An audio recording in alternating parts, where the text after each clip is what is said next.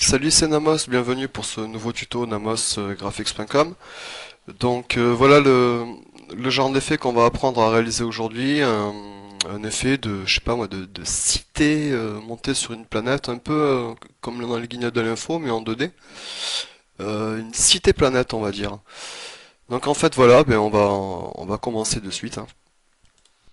Donc pour créer cet effet, vous aurez besoin de cette image. C'est une image de Louis Silveira, euh, un superbe panorama. Donc vous cliquez ici sur la vignette. Et une fois que celle-ci est totalement chargée sur votre Explorer, vous faites enregistrer l'image dessous, vous la mettez là où vous avez envie, admettons moi je vais la mettre sur le bureau, vous faites enregistrer.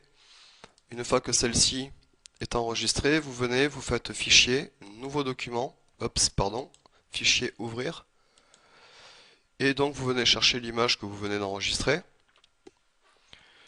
Ensuite vous appuyez vous allez double-cliquer sur le cadenas et validé par OK, ce qui permet de déverrouiller le calque. Vous voyez que maintenant il s'appelle calque 0. Vous faites CTRL R, ce qui permet en fait de, ici en cliquant à l'intérieur de la règle, venir chercher une marque de repère qui se met ici en bleu.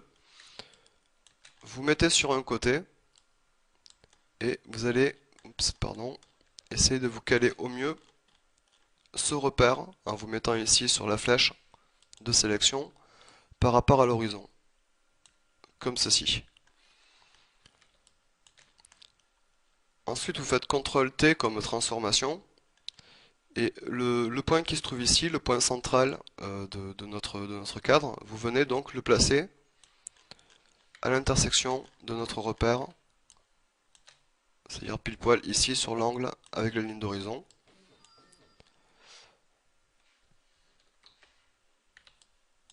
Ensuite, vous venez de l'autre côté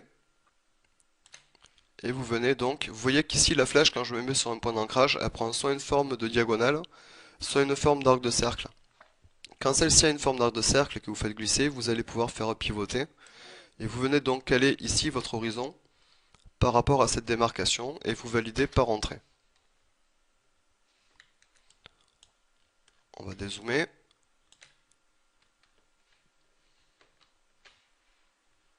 On vient prendre l'outil de recadrage qui se trouve ici. On vient se mettre sur un côté. Alors on va chercher celui qui est le moins mangé, c'est-à-dire de ce côté.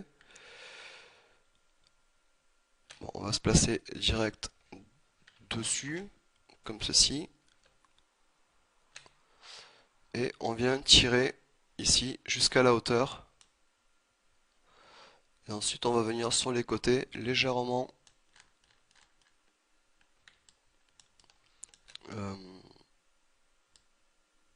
recadrer tout ça aussi, comme ceci.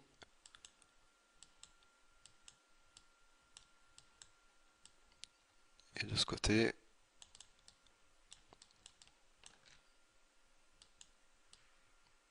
comme ceci. Entrée pour valider. Donc voilà, là maintenant on a recentré l'horizon, ce qui va nous servir en fait par rapport à une coordonnée polaire qu'on va utiliser. Mais avant de l'utiliser, la coordonnée polaire en fait marche essentiellement quand on crée un document carré.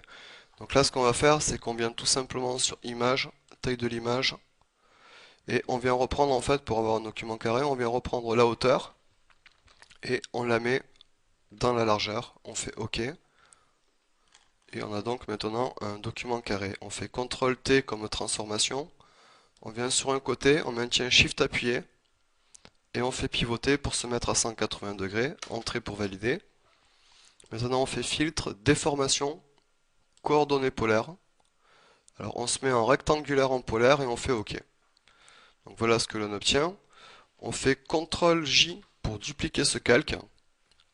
CTRL T, Shift que je maintiens appuyé et je fais pivoter pour me remettre dans l'autre sens. Entrée pour valider.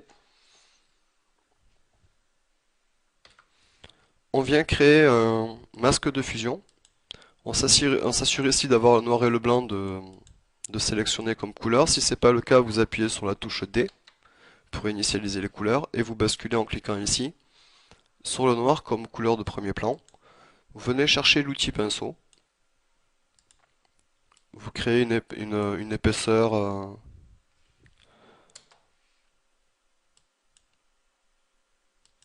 de pinceau assez intéressante, mais pas trop non plus, faut pas que ce soit non plus trop gros. La dureté, on va la mettre vers 50 par là. On va zoomer, et donc on va venir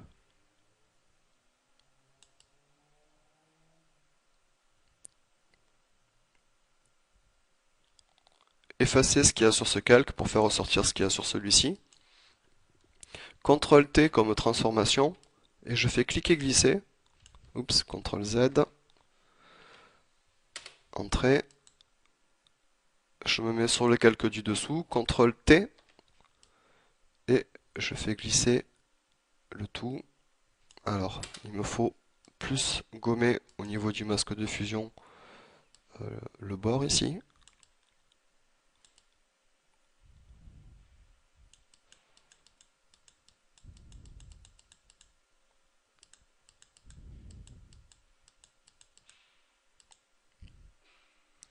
Voilà, on n'est pas trop mal.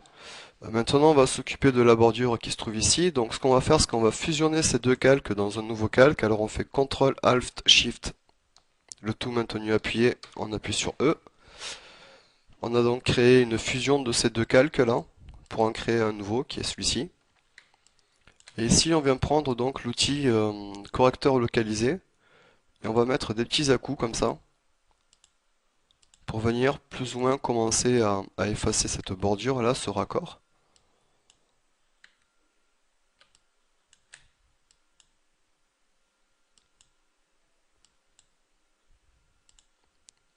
Comme ceci. Après, on peut y aller plus grossièrement.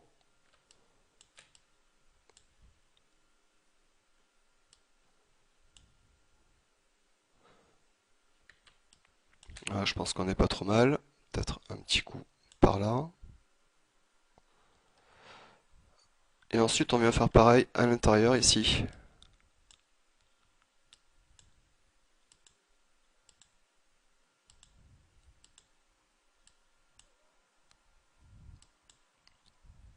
Alors, je pense que j'ai un rayon trop gros. On va prendre un rayon plus petit. Et on vient effacer le centre dans lequel on peut très bien coller un logo. Enfin, ce que vous voulez, quoi. Après, c'est à vous de voir. Donc voilà, là, on a déjà un rendu beaucoup plus sympa. Euh, Ensuite, ce qu'on va faire, c'est qu'on va venir créer un calque de réglage de vibrance. On va augmenter la saturation, ainsi que la vibrance. Et ensuite, on vient créer un autre calque de réglage de teinte saturation. On bascule ici sur le jaune et on va désaturer notre jaune pour obtenir ce genre de résultat. On vient ensuite sur l'outil de recadrage et on va venir un peu recadrer tout ça. Entrée pour valider la transformation. Ensuite, on prend l'outil rectangle de sélection. Vous voyez qu'ici, là, il y a des petits effets de rayons. Une fois que vous avez fait votre sélection, vous faites CTRL T comme transformation, en vous mettant sur le calque 1, CTRL T, et vous venez donc étirer ici les pixels, entrée, et on va faire pareil de ce côté, CTRL T, et je fais glisser comme ceci, entrée, CTRL D pour désélectionner. Et donc voilà ce que l'on obtient comme effet assez rapidement, je pense que c'est quand même assez sympa. Ce tuto est donc terminé, j'espère qu'il vous aura permis à comprendre un peu mieux à quoi servait le principe de la coordonnée polaire. Vous avez un peu aussi revu les masques de fusion. Et donc j'espère que tout ça vous aura permis de comprendre ou de revoir quelques trucs sur Photoshop. Et je vous dis à un prochain tuto sur namosgraphics.com.